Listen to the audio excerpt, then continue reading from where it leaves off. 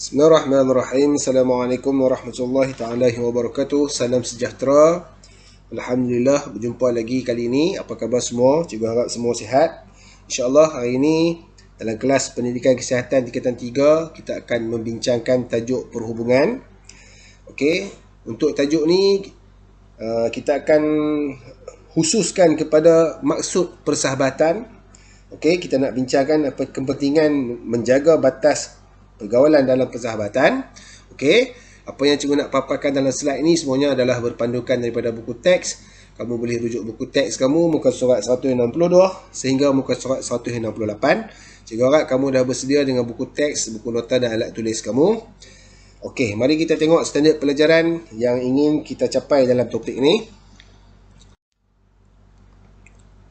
Okey, yang pertama, kamu dapat memerihalkan maksud persahabatan. Yang kedua, menerangkan perbezaan pelbagai jenis persahabatan.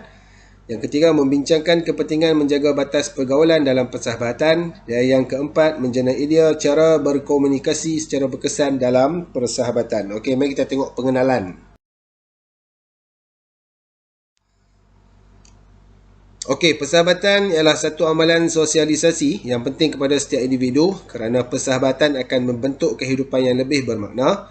Seseorang akan melalui proses jaringan sosial apabila hubungan persahabatan mula berkembang untuk meningkatkan keterbukaan dan keakraban dalam sesuatu hubungan. Dalam proses menjalin hubungan persahabatan, komunikasi berkembang daripada hubungan yang tidak rapat menjadi lebih dekat dan lebih mengenali individu lain. Semakin terbuka komunikasi yang terjalin, maka semakin erat persahabatan. Okey, ada beberapa kombinasi yang melibatkan persahabatan. Okey, persahabatan melibatkan beberapa kombinasi perasaan. Okey, seperti yang pertama, hormat. Okey, rasa hormat. Kemudian kasih sayang, cinta, kesetiaan dan kepercayaan. Okey, ini 5 kombinasi yang perlu ada dalam perhubungan persahabatan. Okey, saya rasa kamu faham. Sebab tu kalau kamu tengok kadang-kadang dalam satu perhubungan persahabatan yang akrab ni, orang lebih mengenali kita daripada kita mengenali diri kita sendiri, kan? Okey, mari kita tengok slide seterusnya, iaitu pola persahabatan. Okey, persahabatan wujud dalam pelbagai tahap keakraban, iaitu sebagai kenalan, sahabat biasa, sahabat karib dan sahabat intim. Okey, setiap tahap keakraban persahabatan ini mempunyai ciri-cirinya yang tersendiri dan ini merangkumi batasan dan limitasi daripada aspek pergaulan. Okey, kalau kamu tengok dekat slide sekarang ni, okey. Kalau kenalan tu kumpulan individu yang anda kenal, sering berjumpa. Dia bagi contoh di sini, di sekolah, di kawasan perumahan. Kemudian ada sahabat biasa. Okey, individu yang wujud dalam kehidupan dan mempunyai minat atau hala tuju yang mungkin sama. Individu ni adalah seperti rakan sepasukan anda atau rakan yang menghadiri kelas yang sama. Kemudian sahabat karib. Okey, yang ni sudah lama dikenali, sering meluangkan masa dan melakukan aktiviti bersama seperti menonton wayang, saling kunjung mengunjungi, makan bersama. Okey, kemudian boleh berkongsi perasaan, pendapat dan memberi pandangan dengan selesa. Dan yang keempat, sahabat intim. Okey, individu yang sangat rapat dan mesra serta boleh berkongsi perasaan, pendapat dan pandangan peribadi. Mereka ini merupakan tonggak dalam kehidupan seseorang remaja lah. Okey, itu pola persahabatan. Kamu boleh letaklah kawan-kawan kamu yang kamu ada sekarang ni, kamu boleh kategorikan macam mana. Adakah kenalan biasa, sahabat biasa, sahabat karib ataupun sahabat intim. Okey, apa-apa pun dalam kita menjalinkan perhubungan persahabatan ni, kita ada benda-benda yang kita perlu lindungi. Okey, lindungi hak, kenal pasti batasan.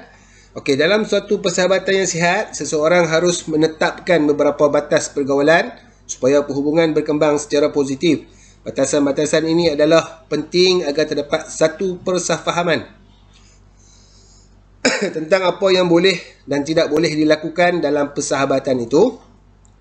Jadi untuk mencapai ini, kedua-dua pihak mestilah mempunyai jalinan perhubungan yang ikhlas dan berterus terang. Dengan mengadakan saluran perhubungan ini terbuka, dengan mengadakan saluran perhubungan yang terbuka ini, seseorang dapat menyuarakan perasaan sekiranya ada sesuatu yang tidak kena dengan persahabatan tersebut. Okey, kena lindung kena kenal pasti, kena faham, kena tahu batas-batas had-had yang patut kita jaga dalam perhubungan persahabatan ni. Okey, penting tak benda ni? Okey, perkara penting untuk menjalin persahabatan yang akrab. Okey, dengan mempraktikkan komunikasi terbuka, iaitu berterus terang tetapi berhemah. Okey, kita boleh berkomunikasi secara verbal atau bukan verbal.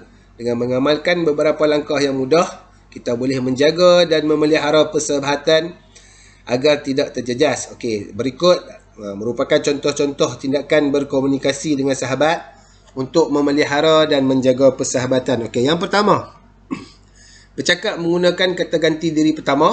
Okey, gunalah kata ganti diri pertama tu saya ke, abang ke, kakak ke, adik ke.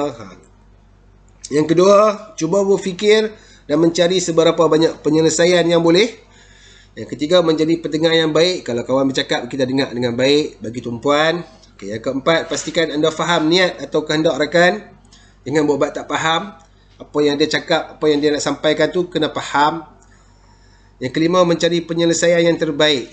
Okey, cuba cari penyelesaian yang terbaik. Dan yang keenam, sekiranya tidak berjaya, cuba lagi. Jangan putus asa. Cari jalan penyelesaian yang terbaik. Okey. Itu pentingnya kita melindungi hak dan juga menjaga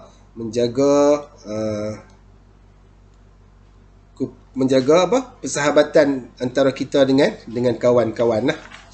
Okey, sebab tu dalam kita berkawan, dalam kita menjalinkan perhubungan ni, apa-apa benda yang kita nak bercakap, apa benda yang kita nak berkomunikasi tu, kena berfikir dululah sebelum kita nak bercakap tu. Okey, sebelum nak berbicara tu kena berfikir dulu. Jangan bercakap ikut sedap mulut kita saja. Okey, berfikir dulu, nilai dengan hati baru bercakap. Okey, berfikir sebelum berbicara. Okey, sebelum nak bercakap tu fikir dulu. Yang pertama apa dia? Okey, pertimbangan. Perbualan saya perlu ditapis. Jangan bercakap lepas saja. Pertimbangkan dulu. Yang kedua, tujuan. Adakah untuk menyakitkan hatinya? Cakap nak bagi sakit hati kawan, terus dah bercakap. Yang ketiga, pilihan. Adakah saya perlu bercakap sesuatu? Kalau tak perlu bercakap, tak payah bercakap. Yang keempat, keprihatinan. Saya perlu cuba memahami perasaan orang lain. Okey, cuba faham perasaan orang lain. Yang kelima, empati. Saya perlu lihat daripada perspektifnya. Yang keenam, adakah tindakan ini akan memalukannya? Adakah terdapat cara yang lebih baik untuk menyampaikannya? Jangan nak cakap, kamu nak cakap kepada kawan kamu, tengok tempat, tengok masa, tengok situasi, tengok keadaan. Jangan cakap sebarang yang nak tegur ke, nak perbetui kawan ke, tengok tempat, tengok keadaan. Tengok situasi lah cerita dia. Okey, yang ketujuh, adakah cara penyampaian saya berhemah? Okey, cakap tu macam mana? Nada yang tinggi ke, yang rendah ke? Yang ke-8, adakah saya mendengar dengan teliti? Okey, beri peluang yang wajar kepada kawan untuk menjelas atau meminta maaf. Jangan sebarang je. Jangan duk kira kita saja. Kena fikir kawan semua. Kena fikir orang lain semua. Okey, cikgu rasa itu saja yang cikgu nak sampaikan kepada kamu. Okey, apa yang cikgu sampaikan ni semuanya adalah berpandukan buku teks. Kalau kamu ada persoalan, ada pertanyaan, nanti kita boleh bincang dalam grup kumpulan kita nanti, insya-Allah. Okey, cikgu rasa itu saja. Pastikan kamu nanti boleh siapkan tugasan yang dah cikgu berikan kepada kamu nanti. Cuba ikut ketetapan yang telah ditetapkan oleh cikgu. InsyaAllah, sebarang persoalan dan pertanyaan kita bincang dalam grup nanti, insyaAllah. Jumpa lagi. Assalamualaikum warahmatullahi wabarakatuh.